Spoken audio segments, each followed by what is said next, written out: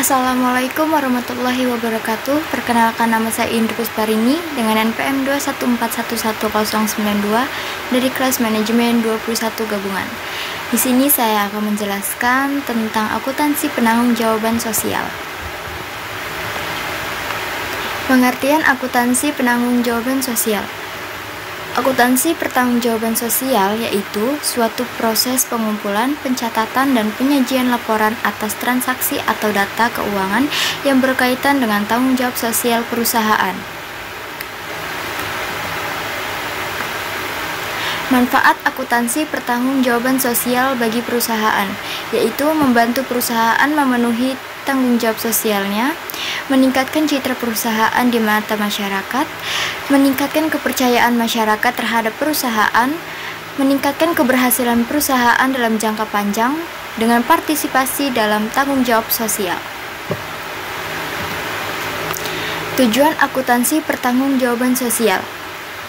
Tujuan akuntansi pertanggungjawaban sosial yaitu untuk membantu perusahaan dalam membangun hubungan yang baik dengan masyarakat dan lingkungan sekitarnya, serta meningkatkan keberhasilan perusahaan dalam jangka panjang. Selain itu, tujuan akuntansi pertanggungjawaban sosial adalah untuk memastikan bahwa perusahaan memenuhi tanggung jawab sosialnya dan memberikan kontribusi positif bagi masyarakat dan lingkungan sekitarnya. Prinsip-prinsip akuntansi pertanggungjawaban sosial. Yang pertama yaitu ada prinsip efektivitas dan efisiensi. Perusahaan harus mengelola sumber daya yang dimilikinya secara efektif dan efisien dalam rangka memenuhi tanggung jawab sosialnya. Yang kedua, prinsip kebermanfaatan bagi masyarakat. Orientasi dari proses akuntansi pertanggungjawaban sosial adalah kebermanfaatan bagi masyarakat. Yang ketiga, prinsip pengungkapan informasi. Perusahaan harus mengungkapkan informasi mengenai program sosial yang dilakukan dan laporan keuangan program sosial perusahaan. Yang keempat, prinsip pertanggungjawaban atas pengelolaan sumber daya dan donasi. Perusahaan harus bertanggung jawab atas pengelolaan sumber daya dan donasi yang diberikan untuk program sosial. Yang kelima, prinsip standar pelaporan. Perusahaan harus menggunakan standar pelaporan yang baku dalam melaporkan program sosial yang dilakukan. Yang terakhir, ada prinsip kebutuhan informasi pengguna laporan.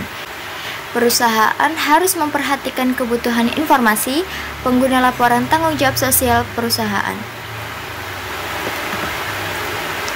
Faktor yang mempengaruhi dampak positif dan negatif akuntansi pertanggungjawaban sosial bagi perusahaan. Ada 5 diantaranya. Ukuran perusahaan.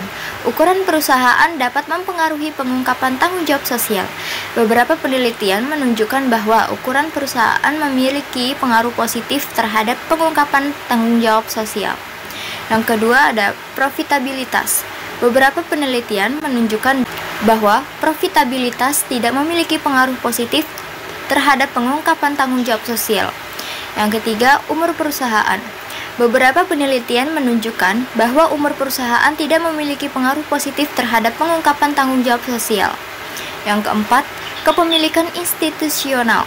Beberapa penelitian menunjukkan bahwa kepemilikan institusional tidak memiliki pengaruh positif terhadap pengungkapan tanggung jawab sosial. Yang kelima atau yang terakhir yaitu ada komposisi dewan direksi. Beberapa penelitian menunjukkan bahwa komposisi dewan direksi memiliki pengaruh positif terhadap pengungkapan tanggung jawab sosial. Tantangan yang dihadapi dalam penerapan akuntansi pertanggungjawaban sosial, yaitu pengukuran elemen-elemen sosial. Tantangan utama dalam akuntansi pertanggungjawaban sosial yaitu dalam masalah pengukuran elemen-elemen sosial dalam rangka penyajiannya di laporan keuangan.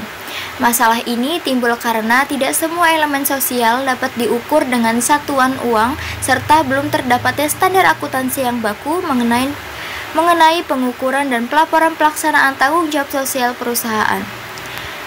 Yang kedua, sulitnya menghubungkan antara keberlanjutan dan bisnis sebagai tujuan akhir. Tantangan lain yaitu terkadang sulit untuk menghubungkan antara keberlanjutan dan bisnis sebagai tujuan akhir. Karena umumnya secara tradisional bisnis harus mendapatkan maksimalisasi profit agar bisa dilihat layak sebagai pertumbuhan modal untuk kepentingan pemegang saham. Itu saja yang dapat saya sampaikan. Mohon maaf jika ada salah-salah kata. Saya akhiri. Wassalamualaikum warahmatullahi wabarakatuh.